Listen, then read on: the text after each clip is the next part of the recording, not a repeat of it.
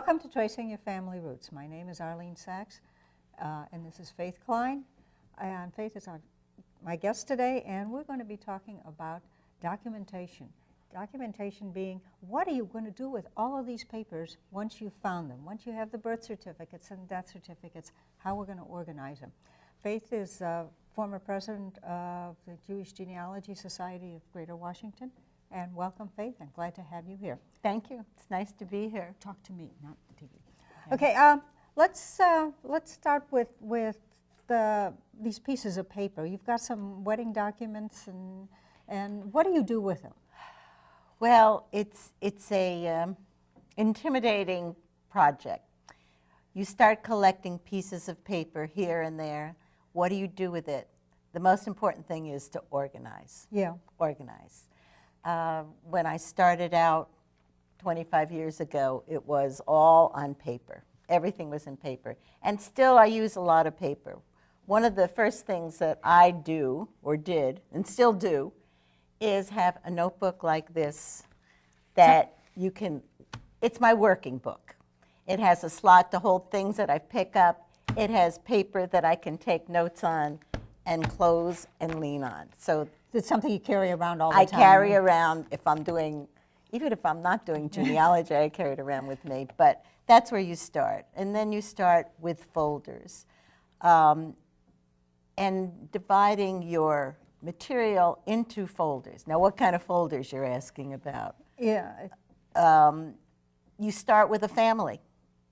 What family are you looking for? Okay, you do a folder for your father and you do a folder for your mother. So now suddenly you've got your father's parents and maybe their grandparents and maybe some siblings. I mean, that folder is you're going to have one folder with 50 things in it. It accrues very quickly, quicker than you can believe, too. At what point do you divide it? Well, you start with, and you have suggested that you've done very much the same thing, numbering your folders. You start with folder number 1, and that is your main family. What I have done is give a number to a family, which is, in my parents' family, was a Nachman. That is what I start with. And then there are major people in that family that I have more information on. As I get more people added to this, I add another folder. But the main folder is still the number 1. Then I try to do folder A, B, C, D, Okay, so it's like 1A, 1B, 1C. Right, right. Okay. That's what I've done. Or you can, you can color coordinate it too, whichever works for you. But I had started out also putting things in file cabinets. Yeah, well I have a file cabinet that I put my folders in, and they kept expanding. But I tried to keep the families together, and then have, as you accrue more people in that particular family, you have another file. You don't always have to put a separate file for each person. In my family and in most families, there's one person, a few people that you get more information on. And that person gets their own file. Then there are several extra names of people. They all can go in one file. But okay, so you've got one A, B, C, D, E, one for your parents' mother side and one for your father's side. But at what point do you do with, besides the A, B, C, D, what point do you do a folder 3 and 4, like for your grandparents or great-grandparents? Well, I found that it's best to do it by generation. Try to keep the generations separately. There are overlaps because sometimes people marry later, and so the ages of the siblings are different from the nephews, or the same as the nephews, or even the grandchildren sometimes. Just break it up as much as you can by the generation. Okay, now suppose you want to look for a particular person. How do you know offhand which folder to go to, or do you? Or are you organized that well? Good, important point is, as you make a folder, you should also keep an index of what you have in this folder. Okay, I've got something that to me has been proven very valuable, and I know you can't really see this on the screen, but we'll put up a slide in just a minute of it. And this is my index of how I've kept my folders. And I don't know if you can read it, but I'll read off what they have. The first column is the last name of the person. The next column is the first name, and the next column is the maiden name for women, or a name change. It could be a previous name. And then I have different columns for birth, death, tombstone, marriage records, census records, a column for what's called the RIN, and that simply refers to the number they happen to be in my genealogy program. It's otherwise a useless number. I also have a column for, do I have a picture of these people? And then the last wider column is for comments. And what I do there is... The et ceteras. Yeah. I'll say in folder 8, I might find the birth and death record. Okay, so and I might have the picture in that folder and so on. But any one person is going to have things in the next generation or the previous generation or 2 generations down. I have a marriage certificate that has the man's signature and the man's grandfather's signature and the woman's Who would sign the same certificate. two of the woman's uncle's signature. So on this, the place where I would have the woman's uncle name would list in the comments area that there's just a number that means that his name is also found in that folder. Very good point. It's a minor thing, but it becomes important the more you want to find out about a person. It's minor, but... It shows they were alive at that date. It shows that they were able to travel to wherever that wedding was. It puts them in a location. Yes. In a certain place. That's very valuable because I have found too, and I know you have done the same thing, you've been doing it a long time as well, that sometimes I go through folders later on. This happened last week. And there was a letter that was sent to me by somebody who was looking for similar, names. And there was information there that didn't mean anything to me when I read it the first time. But last week, it rang a bell. I could make connections. So it's important that you have that kind of cross-reference to see, oh, I need to go back to that letter, or where can I find that letter? Yes, every once in a while, every few years, it doesn't hurt to go back over every piece of documentation you have and just take a look at it. I had a marriage certificate from 1792. And, I had the parents' names and all of that. I was very happy with it. It had the father's and grandfather's signature of the married couple on there, and that was really wonderful. But I didn't pay too much attention to the other... The witnesses? Yes. And then I found this, 6th cousin. I sent her a document of it. We do have a common ancestor way back. And she wrote back really excited. She said, do you realize that's her brothers that were signing it? They were the witnesses. They had come from this other town. So, that gave me I never noticed it before. It also means, too, it may not be important to you at some point, but accruing numbers of people who you make contact with, it might be valuable to them. And then hopefully they'll have feedback to you, too. Yeah. You never know when information is going to become valuable or suddenly open up another door. As you said, even putting them in a certain date and a certain place. Oh, they were in America, or they weren't in America at this point in time. Yeah. Or the letters, when you find old letters, somebody will write a letter, about the gold rush, and obviously they were in California at that time, and they're writing this letter back to Germany. So that's what I would do within. That's a great It has really, really been helpful to me. Also, sometimes if I'm at a location, did I get their birth certificate or not? And I can quickly glance on here and say, oh yeah, I do. And you know where to find it. Yeah. But let's say I'm traveling. I don't have to have it with me, but I know, that it's there, unless I'm carrying my computer along. The other thing that one needs to do with documents now that 10 years ago you wouldn't ever have thought of, and certainly not when we started, is to scan those documents and put them into your genealogy program. I don't know whether we'll have time to talk about the different programs today, but almost all programs today have an area for JPEGs, to put pictures, and then JPEG is the most common format. And I just scan those documents, and then I have them. I can put everything. And you can share them. I was just going to say that. I can put them on a stick, and I can give it to my son and say, keep this for the future. If something ever happens, if my house burns down, I might not have the original documents, but at least I've got a picture of the documents. Well, that's all we can ask for now. And the other thing is to be very careful about keeping track of where you got your documents. So that if you got them from the Family History Library, for instance, that you write down the number. What film it was on. Yeah. Because I've done that too. I've researched from the Family Library, requesting certain films, and then looking up what information, and then a period of time goes by. And you order the same film. And I've ordered the same film. That's when I learned, yes, keep track of the number of the film that you looked at the first time. And, so you don't I have like waste your time. I have 3 sheets of this with very small print, and this should be something else that he'll be able to show in a moment, of the film. I guess he'll put it up in a moment, but I'll tell you what I have on here.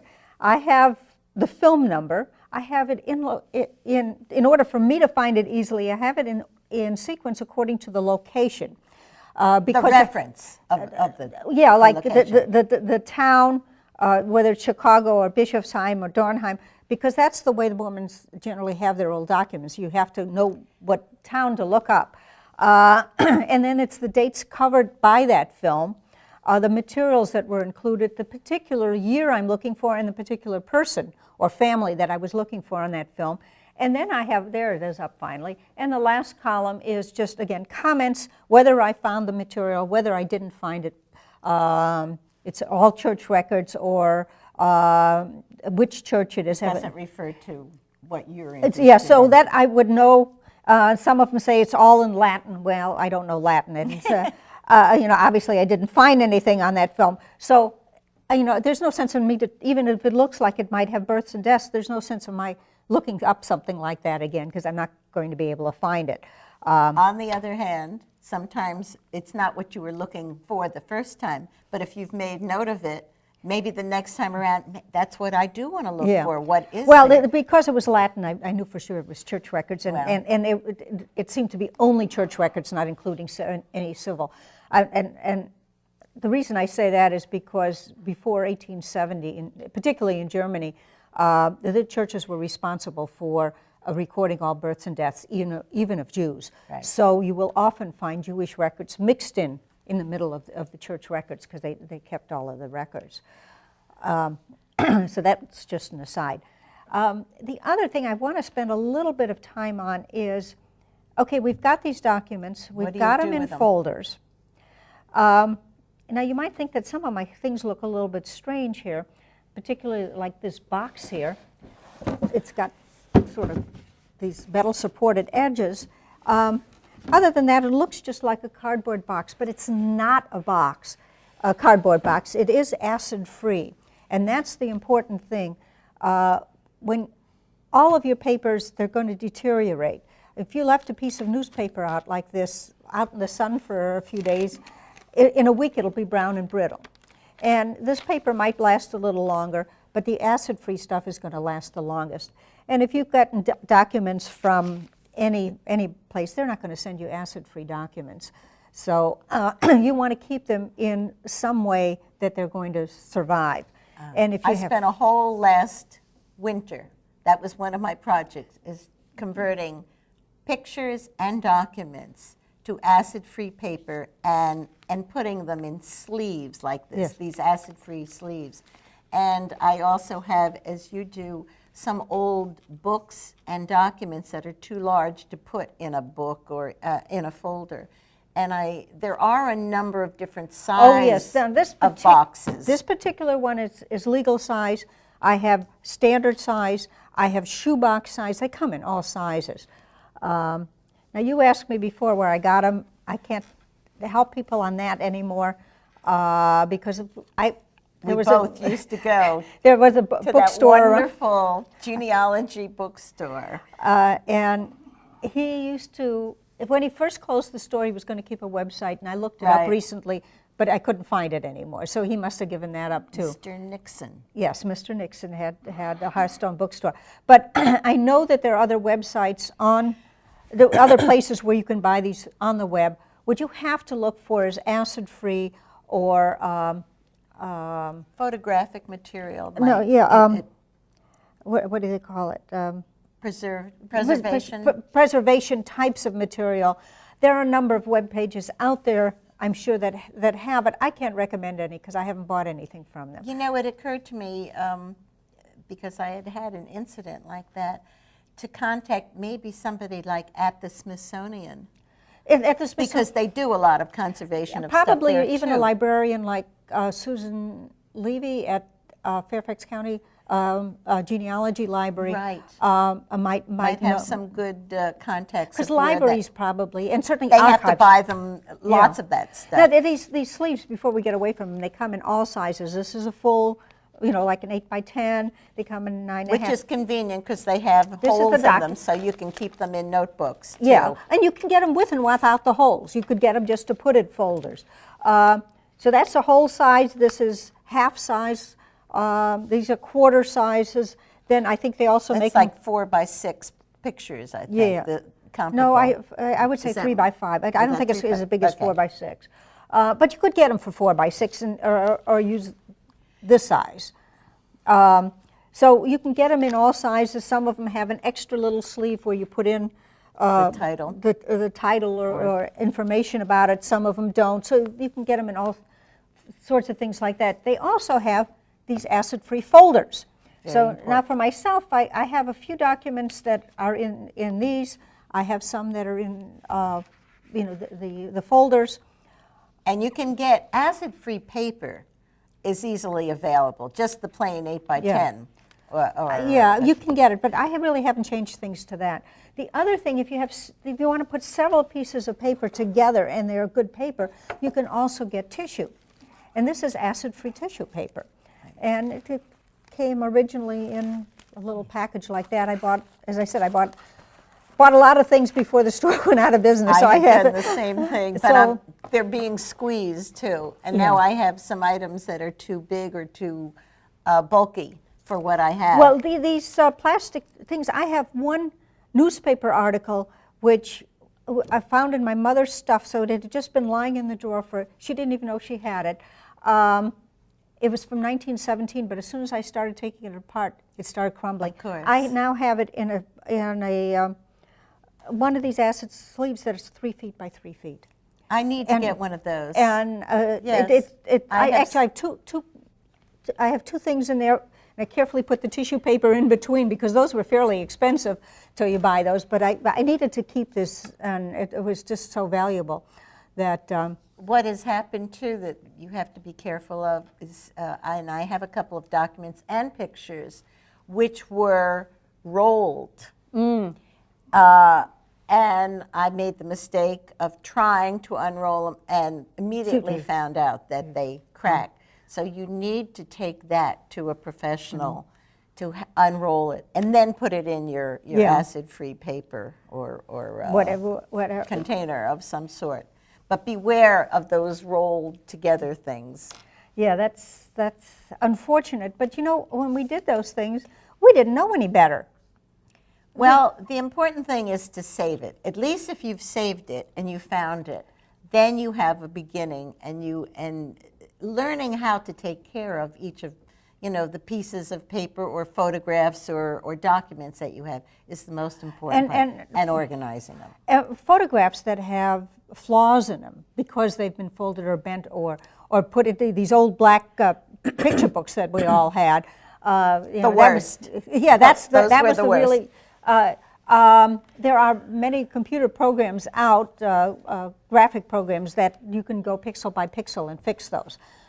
I've tried it. personally, I can't do it, but I know it can be done. I've seen it. I've done a little bit of it, but I'm not very good at You're it. But it intrepid with the computers. yeah, but that you would really need to get a professional for. In talking about organizing your information, there were two other points I just wanted to make.